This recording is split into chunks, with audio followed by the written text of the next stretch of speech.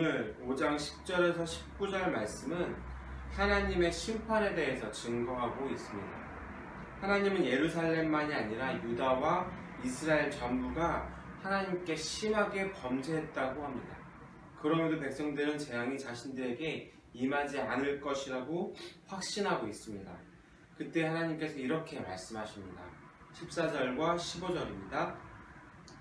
그러므로 만군 하나님 여호와께서 이와 같이 말씀하시니라.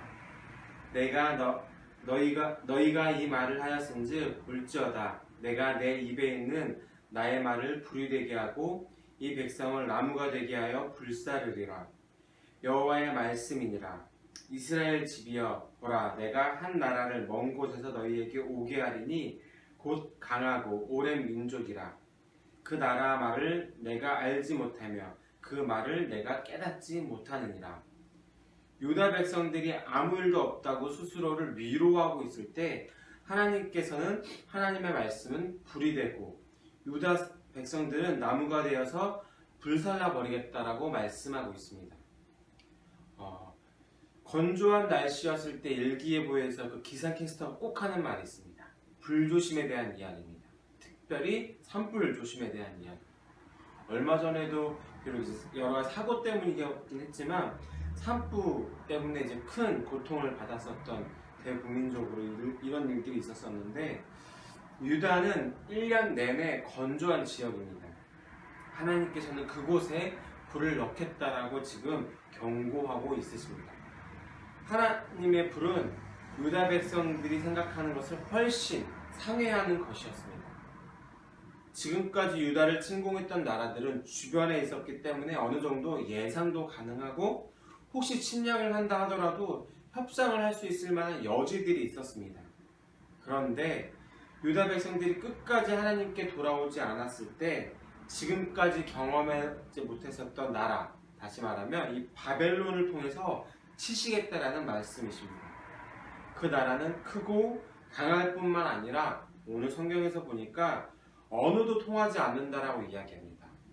결국 유다는 바벨론에 의해서 나라가 망하는 유사일에 지금까지 한 번도 없었던 정말 참혹하디 참혹한 일을 겪게 됩니다.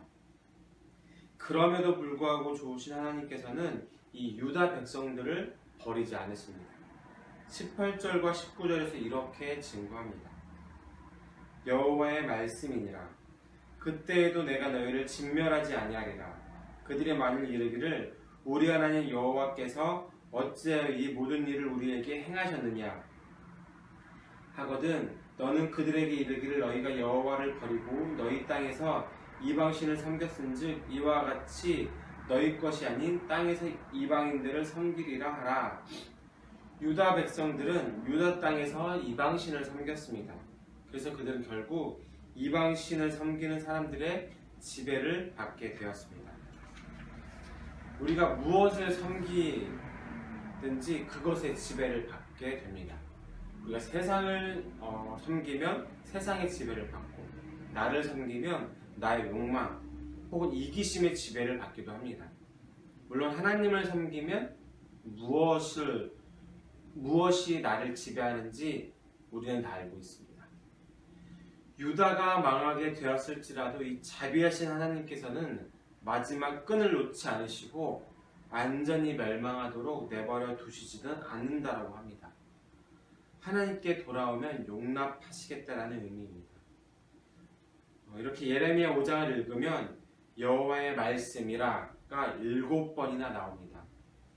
백성들, 선지자들, 제사장들이 무슨 말을 해도 모든 것은 하나님의 뜻대로 될 것이라는 것을 강조하고 있습니다. 지난 우리의 삶을, 제가 여러분들의 삶을 일일이 물어보지 못했기 때문에 확답할 수 없지만 적어도 제 삶을 되돌아봐도 그 말이 맞는 것 같습니다.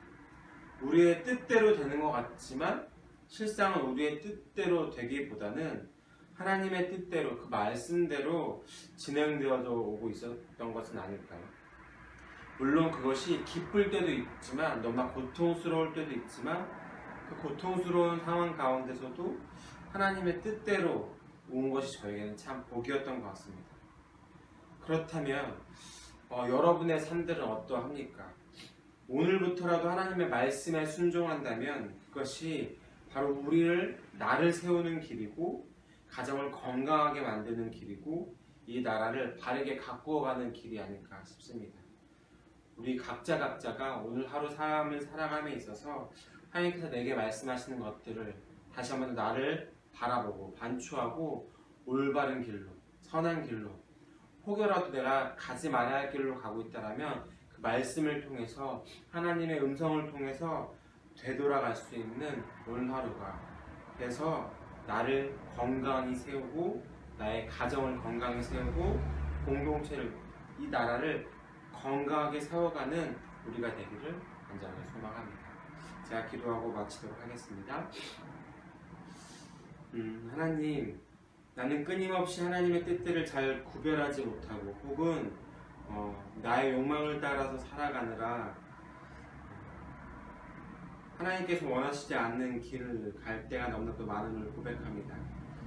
그런데 그럼에도 불구하고 무섭도록 나에게 경고해서 그래서 나에게 공포심을 주는 것 같아 보여도 그 모든 것들이 사실은 나를 너무나 사랑하시기 때문에 돌아오라라는 너무나 간절한 하나님의 고백임을 우리가 다시 한 번 더 들을 수 있도록 허락하여 주시옵소서.